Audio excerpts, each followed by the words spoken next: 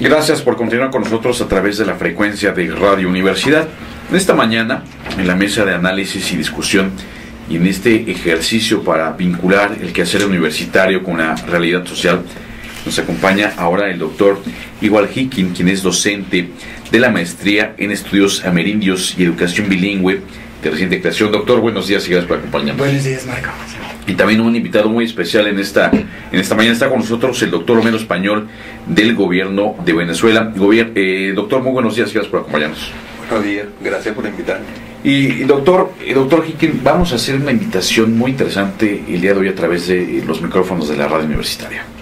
Sí, efectivamente, hoy se va a informar sobre la nueva maestría en estudios amerindios y educación bilingüe hoy en la Facultad de Filosofía a las 5 de la tarde, porque ya finalmente se va a iniciar esta, yo creo que muy interesante maestría. Lo hemos venido platicando en ocasiones anteriores, doctor, la importancia que tiene la creación de esta maestría. Sí, es muy importante porque por la primera vez aquí en México creo que vamos a tener una maestría que responda a una gran necesidad. Quiere decir que los profesores bilingües ahora pueden formarse y capacitarse mejor para mejorar la educación bilingüe. Y bueno, y también en ese contexto, doctor, habrá una interesante conferencia magistral hoy, que es el reconocimiento de los pueblos indígenas en el marco de la Constitución de la República Bolivariana de 1999 en Venezuela. Sí, estamos también muy contentos que se inicia esta serie de conferencias que va relacionada en el marco de esta nueva maestría, y cada mes más o menos va a haber una conferencia relacionada con las lenguas y culturas amerindias. Y precisamente esta conferencia será impartida por nuestro invitado, que es el doctor Homero Español. Doctor, pudiera hacer alguna pregunta muy obvia, pero me parece que es importante iniciar. ¿Por qué la importancia del reconocimiento de los pueblos indígenas? Bueno, el problema es que en nuestro mundo, el mundo indígena ha sido invisibilizado.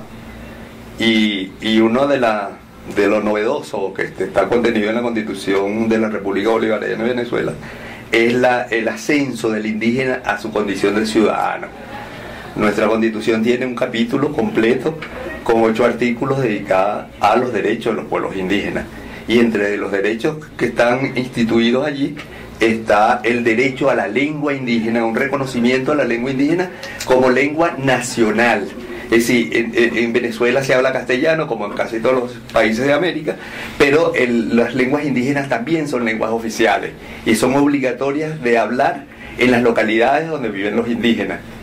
Y se está haciendo esfuerzo por capacitar a los funcionarios públicos que tienen de alguna manera la obligación de atender a los indígenas donde hacen su diligencia en el mundo cotidiano.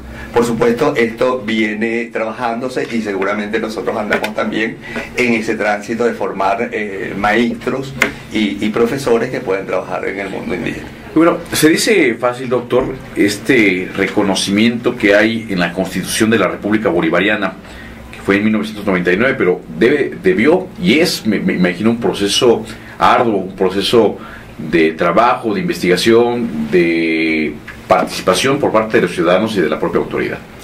Dice en la tradición que hay para que llegáramos a la Constitución y fuera incluido allí.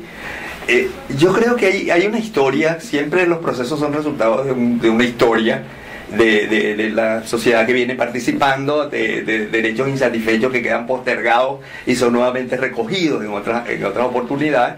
Y creo que en el mundo indígena pasó como que se supuso que en un proceso natural de progreso los indígenas se incorporarían a la vida normal de la sociedad.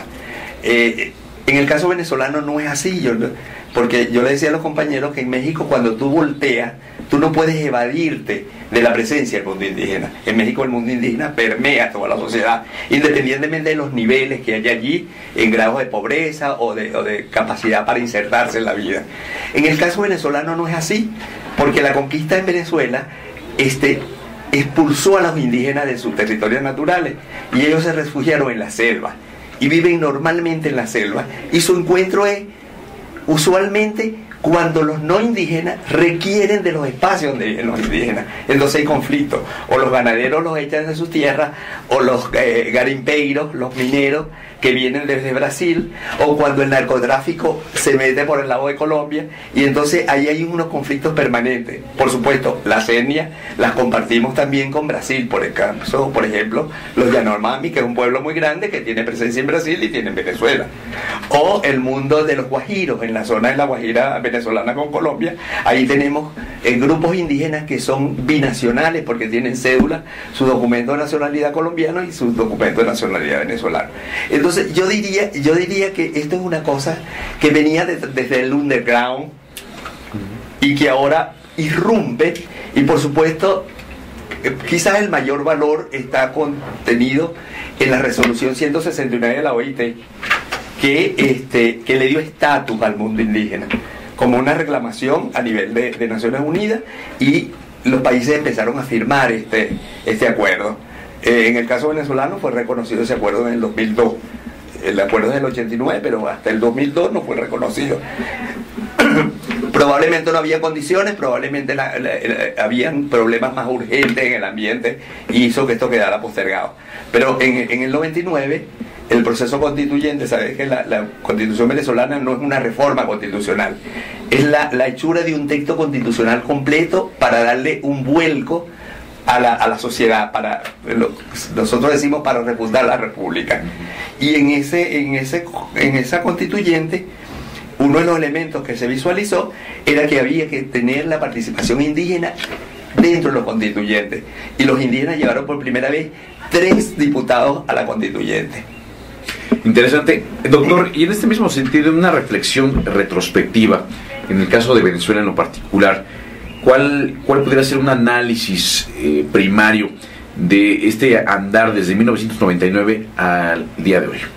Sí, se ha avanzado desde el punto de vista formal en el desarrollo de un conjunto de leyes que operacionalizan los contenidos constitucionales. Por ejemplo, la ley de los pueblos indígenas y la demarcación del hábitat, porque la Constitución establece que los indígenas hay que reconocer los territorios naturales donde se mueven, y posesionarlos, esos territorios, con títulos colectivos que son intransferibles, inembargables, y con un conjunto de condiciones jurídicas para protegerlos. Bueno, la ley de los pueblos indígenas es un desarrollo para operacionalizar eso. Por ejemplo, la ley de los idiomas indígenas también es un desarrollo para operacionalizar ese reconocimiento que la lengua indígena es un patrimonio nacional. Se constituyó un ministerio. En Venezuela tenemos un ministerio del poder popular para los pueblos indígenas, con una ministra indígena de una etnia particular, que eso es la etnia yecuana. La doctora Anicia Maldonado es la ministra del poder popular para los pueblos indígenas. Y en el campo de los programas tradicionales de asistencia pública que el Estado desarrolla, se han venido haciendo planes especiales de salud para el pueblo indígena, programas de educación que ya se venían trabajando de anteriores, pero quedaban postergados a veces por dificultad presupuestaria, a veces porque un funcionario que viene desarrollando y está emocionado abandona porque la vida le ofrece otra posibilidad, y eso queda allí a que venga alguien y recoja el testigo, como diríamos. Mientras que ahora el problema es que está institucionalizándose. Los organismos están organizándose, están abriendo frente para atender. Así como tenemos una dirección de educación que atiende preescolar y no sé qué cosa y todo eso, la dirección de educación tiene un apartado para los pueblos indígenas y la lengua indígena y la interculturalidad indígena y todo eso que está allí. Entonces se viene. Por supuesto, esos procesos no son rápidos, tienen avances y retrocesos, hay cosas que se vuelven en unos momentos prioritarias frente a otros. Y no sé si usted sabe que el desarrollo del modelo político venezolano tiene obstáculos que vienen de adentro y vienen de fuera. En el camino tenemos un golpe del Estado, tenemos un paro que nos quitó un año de trabajo, y así sucesivamente. Esa guerra está presente y no la podemos evadir.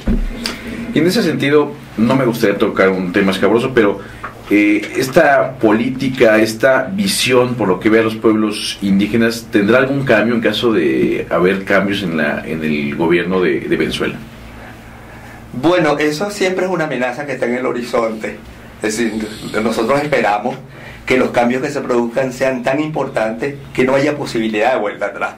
Y la única garantía que hay allí es que los pueblos indígenas se posesionen de lo que es su derecho.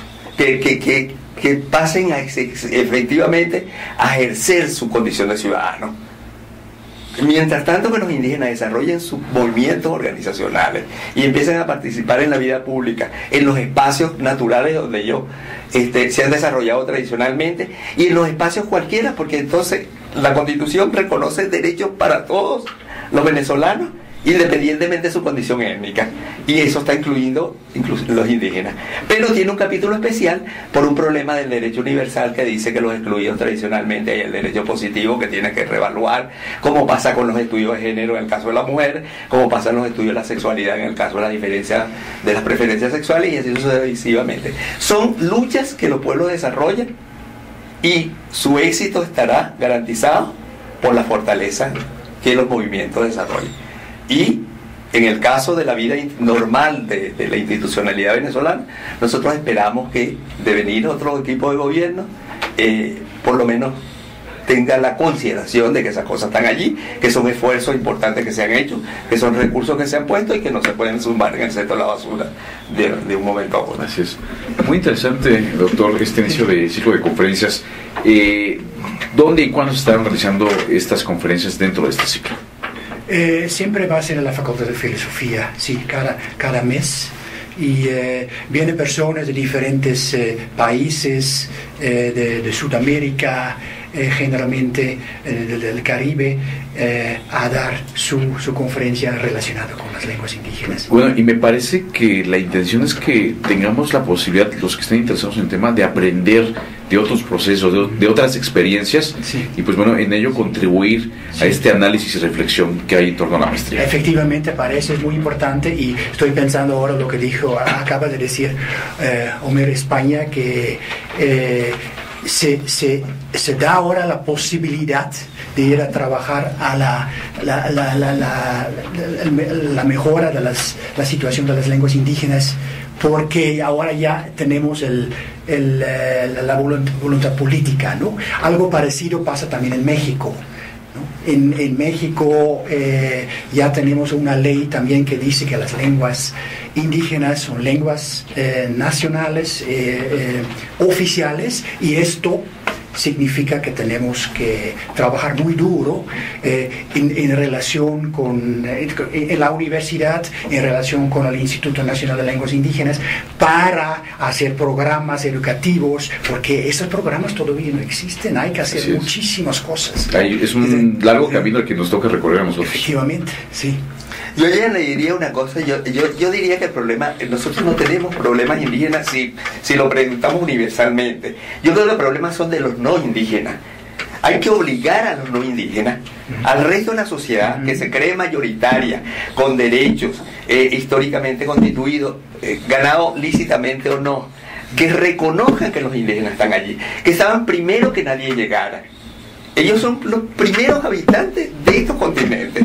Sus pueblos llegaron hace muchos años, desarrollaron formas organizativas que no podemos prejuzgar si eran deseables o no deseables, porque hay mucho prejuicio en el ambiente. Entonces uno tiende a creer que la vida que uno lleva es la mejor vida. Y entonces, claro, y entonces trata de imponérsela a los demás. Entonces, yo creo que hay que ir como poniendo en el currículum de la escuela, porque la escuela es el elemento fundamental del cambio, en las zonas no indígenas también, para que ya no digamos que los indígenas vivían en la orilla de los ríos y continuaban en casa y eran pescadores y eso y los otros, ¿no? ¿Verdad? Sino que los veamos como también unos nacionales que tienen una forma de vida y que tienen dando valor como nosotros. Y en ese sentido hay que avanzar el tema de la tolerancia, en el tema de reconocer las diferencias entre nosotros. Y el respeto mutuo, ¿no? Claro, desarrollar el respeto. Sí. Que la vida se conduzca por parámetros éticos que permitan la constitución de una sociedad en libertad.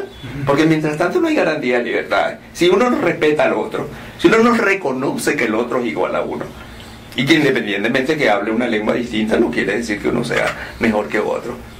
Y bueno, precisamente para andar ese camino están ese tipo de reflexiones y ese tipo de foros. Sí. ¿Y cuándo va a ser la conferencia, doctor? Hoy a las 12 de la tarde, mediodía, en el patio central de la Facultad de Filosofía. Y la entrada es libre. La entrada es libre, desde luego. Sí. Sí. Pues bueno, muchas gracias a ambos por participar en esta mañana. ¿Algún comentario final de los dos con el que deseen cerrar esta interesante charla? Quisiera agradecer por darnos esta oportunidad, porque es muy importante que se difunda este tipo de trabajo. De actividades académicas. Sí, es ¿no? muy importante para el país, México. Y yo insisto, es una muestra más de que las cosas se hacen al interior de nuestra universidad y aparte se hacen las cosas bien. Sí, efectivamente. Y todavía quería decir, tal vez, es algo muy importante. En este momento están aquí el INALI junto con una gran cantidad de maestros bilingües que están trabajando en la norma de escritura aquí en Querétaro, en el hotel aquí de la Plaza Camilinas. Y entonces es muy interesante porque los mismos maestros ahora están tratando de llegar a un acuerdo sobre la escritura de su lengua ñaño. Doctor, ¿algún comentario final? Y muy interesante la charla de esta mañana. Primero que nada, agradecer la oportunidad a los compañeros de la UAC que nos invitaron. Nosotros estamos ávidos también de exponer nuestro punto de vista, de oír a los demás, de ir integrando esfuerzos porque creo que juntos siempre podemos avanzar. Creo que después de Venezuela viene la próxima conferencia, está a cargo de Chile. Y eso da así como un espectro de experiencias diversas entre un mundo que es diverso y que debemos entender. Claro, que un mundo que es diverso y que tenemos que hacer esfuerzo porque siga siendo diverso, porque de la diversidad viene la identificación y la unidad, pues. Muy interesante.